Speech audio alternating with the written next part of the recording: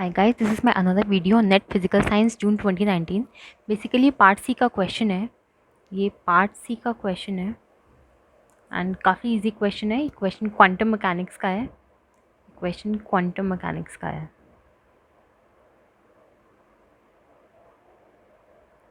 ठीक है, एक बार इस क्वेश्चन थोड़ा बड़ा लग रहा है पढ़ने में, लेकिन मतलब इसमें सब कुछ गिवन है, सिर्फ वैल्यूज़ पुट करनी है।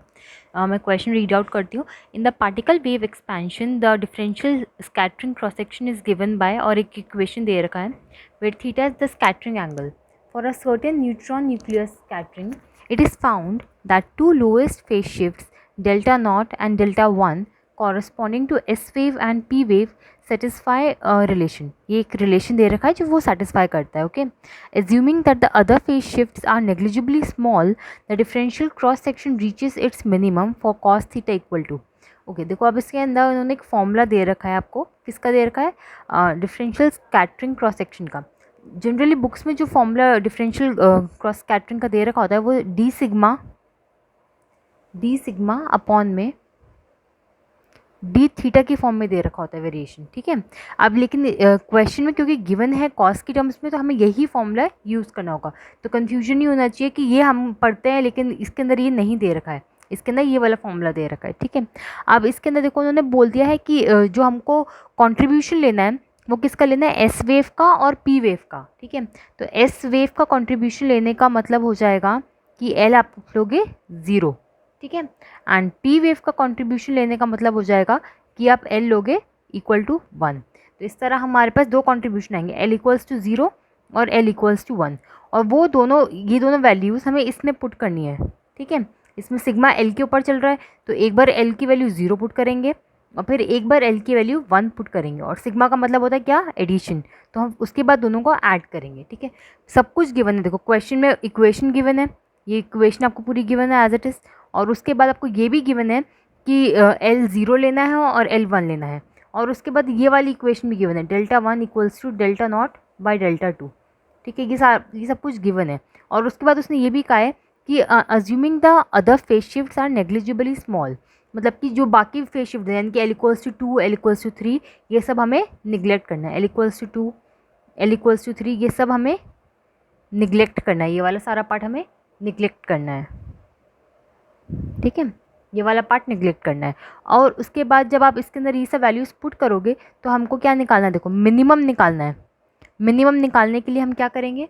मिनिमम निकालने के लिए हम डी सिग्मा अपॉन में डी कॉस थीटा जो भी हमारा बनेगा लास्ट में उसको 0 के इक्वल पुट कर देंगे। मिनिमम निकालने के लिए हम क्या करते हैं? जो भी इक्वेशन बनेगी उसको लास्ट में 0 के इक्वल पुट करना है। ठीक है, तो अभी क्वेश्चन करना स्टार्ट करते हैं। बेसिकली इसी इक्वेशन को यूज़ करके हमें क्वेश्चन करना है। ठीक है, अभी इक्वेशन इसमें दे रखा है, तो अब इस इक्वेशन में पुट करते हैं। देखो पहले मैं पुट कर रही हूँ L equals to 0। L equals to 0 put करेंगे तो ये जो अंदर वाला पार्ट है मैं इसको कैलकुलेट करके बता रही हूँ क्या आएगा। देखो एल को यहाँ पे 0 पुट करोगे तो आएगा 2 इंटू में 0 प्लस 1, यहाँ पर ही आएगा एक्सपोनेंशियल आयोटा डेल्टा 0। एल की जगह 0 पुट किया है, साइन ऑफ डेल्टा 0, देखो एल की जगह फिर 0 पुट किया है, और पी 0 कॉस थीटा। ये बेसिकली आपका लेजेंडरी पॉलिनॉमियल है। ठीक है, लेजेंडरी पॉलिनॉमियल। ओके, अब इसी तरह हम एक बार तो इसको थोड़ा सा और आगे सॉल्व कर लेते हैं। देखो यहाँ पे तो कुछ भी नहीं बचेगा, तो 1 ही देगा आपको, और यहाँ पे बेसिकली आपके पास जो टर्म बचेगी I delta naught sine delta naught P naught of cos theta. अब देखो legendary polynomial P naught x होता है आपका 1। ठीक है, तो यानी कि पी नॉट कॉस थीटा भी आपका हो जाएगा 1। ठीक है, तो फिर इसको यूज़ करेंगे तो ये बन जाएगा exponential iota delta naught sine delta not, और ये वाली टर्म तो 1 है तो बस 1 से मल्टीप्लाई हो जाएगी, तो बस इतना पार्ट बचेगा। एल इक्वल्स टू 0 के लिए ये हमारा आ रहा है। ठीक है, ये वाला जो पार्ट आ रहा है एल इक्वल्स टू 0 के लिए आ रहा है। फिर एल इक्वल्स टू 1 के लिए अब ऐसे ही सेम प्रोसीजर करेंगे, तो करेंगे 2 इसी के अंदर पुट करना है। ठीक है, ये वाला जो इक्वेशन दे रखा है 2 इंटू में 1 प्लस 1। ठीक है, एक्सपोनेंशियल आयोटा डेल्टा 1, एल की जगह 1 पुट किया है, साइन ऑफ डेल्टा 1, फिर एल की जगह 1 पुट किया है, पी 1 कॉस थीटा। ठीक है, अब ये फिर से यहीं पर लेजेंडरी पॉलिनॉमियल ही है। ठीक है, ये, और P1 ऑफ x होता है x, ठीक है। तो हम कह सकते हैं P1 ऑफ cos थीटा हो जाएगा cos theta, as it is वो फंक्शन आ रहा है, ठीक है। ये वाले फंक्शंस मतलब कुछ ऑर्डर के लिए याद कर सकते हो, P0, P1, P2, P3 और P4, यहाँ तक तो एटलीस्ट सबको याद करना पड़ेगा ये, ठीक है। इतना पूछ लेता है वो एग्ज़ाम में। अब इसी को और आगे सॉल्व करो। 2 × 1 = 2 + 1 = 3, 3 exponential iota delta 1 sine delta 1, और P1 cos थीटा की जगह सिंपली cos थीटा, ठीक है। ये आपका आ रहा है L = 1 के लिए, ठीक है। अब मान लो मैं इस इक्वेशन को नाम दे रही हूँ, इक्वेशन नंबर 1 कह रहे हैं इसे, और इसको मैं बोल रही हूँ इक्वेशन 2, और इसको मैं बोल रही हूँ इक्वेशन 3। तो पुट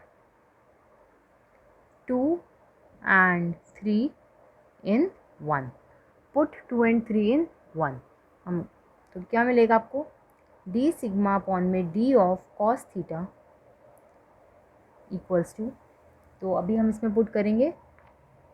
तो पहले ये वाली टर्म पुट करते हैं L = 0 के लिए, exponential iota delta naught sine delta not, ठीक है। फिर प्लस में ये वाली पुट करेंगे, ठीक है। प्लस में 3 exponential iota delta 1 sine delta 1 into में कॉस थीटा का स्क्वायर, ठीक है। यहाँ तक आ रहा है आपके पास, देखो कुछ भी नहीं किया है, सिर्फ वैल्यूज़ पुट करी है मैंने इसके अंदर और ये आ रहा है। अब देखो आपके पास एक रिलेशन और था, वो था डेल्टा 1 = डेल्टा नॉट बाई 2, ये गिवन है क्वेश्चन के अंदर, ठीक है। तो आप इसको जब इसमें से अगर डेल्टा नॉट निकाल लोगे तो वो आ जाएगा 2 डेल्टा 1, ठीक है। अब ये जो डेल्टा नॉट की वैल्यू आई है इसको हम यहाँ पर सब्सटीट्यूट कर देते हैं इस वाले पार्ट में, जहाँ पे डेल्टा नॉट है इसको रिमूव कर देंगे और डेल्टा 1 में पुट कर देंगे, ठीक है। हम बेसिकली डेल्टा नॉट को इसलिए रिमूव कर रहे हैं क्योंकि बाकी सारे ऑप्शंस हमको डेल्टा 1 की टर्म्स में ही दे रखे हैं, तो डेल्टा नॉट को रिमूव करना पड़ेगा, ठीक है। तो उसके बाद आपके पास आ जाएगा d सिग्मा अपॉन में d of cos theta, d sigma d of cos theta equals to exponential 2 iota delta 1 sine of 2 delta 1, बस डेल्टा नॉट की जगह 2 डेल्टा 1 पुट किया है, ठीक है। एंड प्लस 3 एक्सपोनेंशियल 3 इंटू में exponential iota delta 1 sine delta 1 cos theta mod का square, ठीक है। ये हमारे पास फाइनल इक्वेशन बन रहा है, देखो। अब हमें मिनिमम निकालना है, मिनिमम निकालने के लिए इसका मतलब इसको किसके इक्वल पुट करना पड़ेगा, 0 के इक्वल पुट करना पड़ेगा, ठीक है। तो अब बस कैलकुलेशन ही करनी है, देखो। अब इसको लिख सकते हैं exponential 2 iota delta 1 sine 2 theta की आइडेंटिटी क्या होती है, 2 साइन थीटा कॉस थीटा, तो इसको कर देंगे 2 साइन डेल्टा 1 कॉस डेल्टा 1, इसमें साइन 2 थीटा की आइडेंटिटी लगाई है यहाँ पे, ठीक है। एंड प्लस में 3 exponential iota delta 1 sine delta 1 cos theta, ठीक है। और ये सब मॉड स्क्वायर के अंदर है, ठीक है। इसके बाद देखते हैं, अब देखो इसके अंदर एक्सपोनेंशियल आयोटा डेल्टा 1 कॉमन आ रहा है और एक साइन डेल्टा 1 कॉमन आ रहा है, ठीक है। तो अंदर क्या क्या बच रहा है आपके पास, 2 एक्सपोनेंशियल आयोटा डेल्टा 1 इंटू में cos of delta 1 plus 3 of cos theta, ठीक है।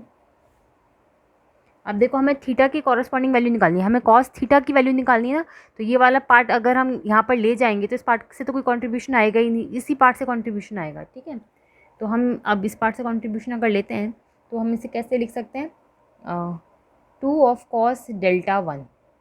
अब मैं ये वाली टर्म को देखो लिख रही हूँ, इसको यहाँ पे देखो एक्सपोनेंशियल आयोटा थीटा को आप लिख सकते हो cos theta plus iota sine theta, ठीक है। तो यही वाली चीज़ यहाँ पे लिखेंगे, cos of delta 1 plus iota sine delta 1, ठीक है। इसको इस तरह लिख सकते हैं। ये अब ब्रैकेट वाला पार्ट ही मैं सॉल्व कर रही हूँ, ये वाला पार्ट से तो कोई कंट्रीब्यूशन मिलेगा नहीं, तो इसको सॉल्व कर रहे हैं। प्लस में क्या था, 3 कॉस थीटा 3 कॉस थीटा, ठीक है। ये पूरा मॉड में स्क्वायर इक्वल टू 0, ठीक है। बस कैलकुलेशन ही कर रहे हैं, ठीक है। अब इसके अंदर क्या करते हैं, इमेजिनरी पार्ट और रियल पार्ट को अलग अलग करके लिख देते हैं। तो हम कैसे लिख सकते हैं, 2 of cos square delta 1 plus 3 cos theta. ठीक है, ये हमारा रियल पार्ट आ गया और इमेजिनरी पार्ट है आयोटा, जो भी आयोटा के साथ है, आयोटा साइन 2 डेल्टा 1 और ये मॉड में स्क्वायर इक्वल टू 0। ठीक है, ये बेसिकली हमने रियल पार्ट और इमेजिनरी पार्ट को अलग अलग करके लिख दिया है। ठीक है, अब एक प्रॉपर्टी आप यहाँ पे नोट कर लो, इफ़ मॉड में x plus iota Y it is equal to 0, तो इसका मतलब होता है कि x को भी 0 होना पड़ेगा एंड y को भी 0 होना पड़ेगा। ठीक है, x और y दोनों को 0 होना पड़ेगा। तो हमारे केस में इस पार्ट को भी 0 होना पड़ेगा और इस पार्ट को भी 0 होना पड़ेगा। देखो, इस पार्ट को अगर मैं 0 कर भी रही हूँ तो भी मुझे कॉस थीटा की तो कोई वैल्यू मिलेगी नहीं, इसी पार्ट से कॉस थीटा की वैल्यू मिलेगी। तो हम इस पार्ट पे कॉन्सेंट्रेट करते हैं। इस पार्ट को अब 0 के इक्वल पुट करोगे तो क्या मिलेगा, 2 कॉस स्क्वायर डेल्टा 1 प्लस में 3 कॉस थीटा इक्वल टू 0। तो यहाँ से अब देखो कॉस थीटा की वैल्यू आ जाएगी आपके पास, cos theta is equals to -2/3 cos square delta 1। ठीक है, तो ये फाइनली आपका आंसर आ गया। देखो ऑप्शन सी इज करेक्ट। इस क्वेश्चन में कुछ भी मुश्किल नहीं था, सब कुछ गिवन था। सिर्फ और सिर्फ आपको ये पता होना चाहिए मिनिमम निकालने के लिए इक्वल टू 0 पुट करना होता है, अदरवाइज बाकी सब कुछ क्वेश्चन में मेंशन था। Okay, thank you.